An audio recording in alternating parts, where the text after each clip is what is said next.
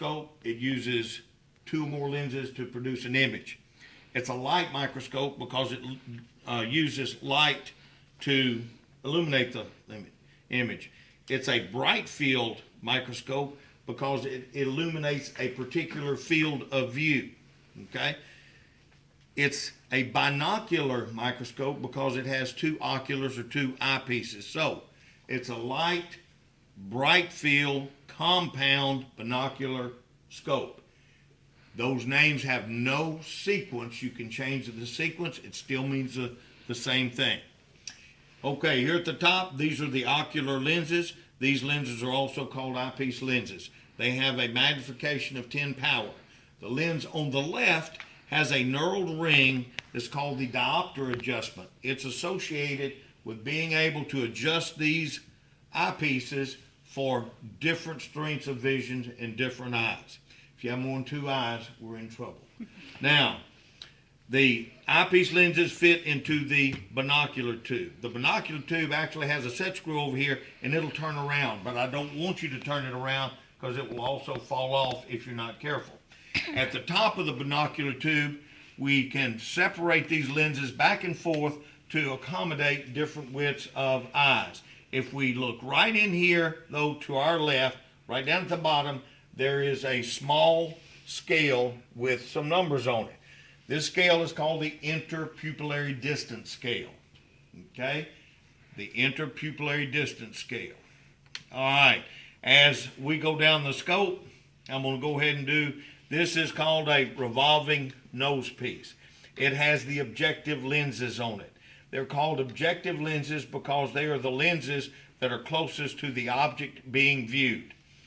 We start with the shortest of the objective lenses and also the one with the least magnification. This is called a scanning lens. It has a magnification power of 4 times. It is the lens you should always start your viewing with. It's the easiest to focus. It's the easiest to find.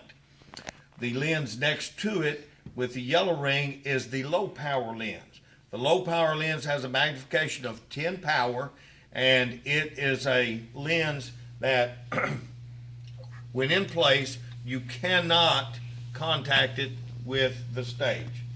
Once you get past this lens into the longer lenses, you're going to need to start to be cautious about moving your stage up and down.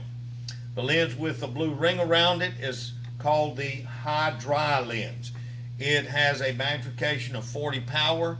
It is a very powerful lens. It also has a spring-loaded lens case on it. That's to prevent breakage.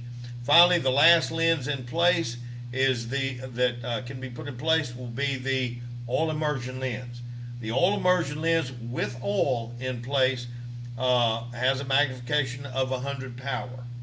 Now, to find the total magnification with any lens in place, we multiply the eyepiece magnification, which is 10x, times whatever magnification is in place at the bottom. Any question? All right, let's go on down the microscope. This structure right here is referred to as the arm.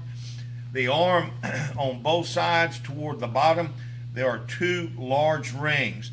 The inside and largest of the rings is the coarse focus or coarse adjustment. You can see when I move it, it moves the stage up and down. Okay? The ring on the outside is the fine focus or the fine adjustment. Notice when I move it, you can barely see the stage move.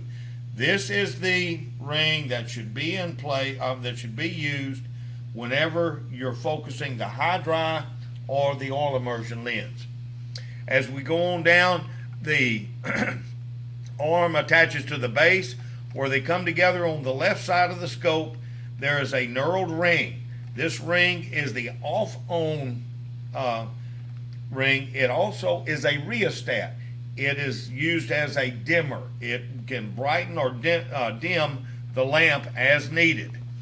The lamp is this structure right here at the front.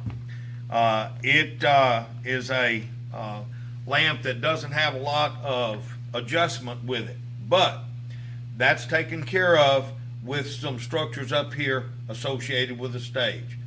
This structure right here is the microscope stage. It's a special kind of stage because it has a slide clip on it that can move back and forth. This makes the stage be referred to as a mechanical stage.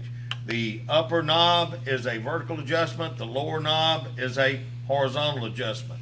Both knobs have a hack-marked set of calibrations so that you can note coordinates for a particular spot on a particular slide. Under the mechanical stage is a structure called the substage condenser. Inside the substage condenser, there is a diaphragm that can reduce or increase the amount of light coming through the substage condenser. The substage condenser focuses light. On the left side of the substage condenser, there's a small knob in front of the two focus knobs, and it moves the substage condenser up and down. It is called the condenser focusing knob. All right? That's it.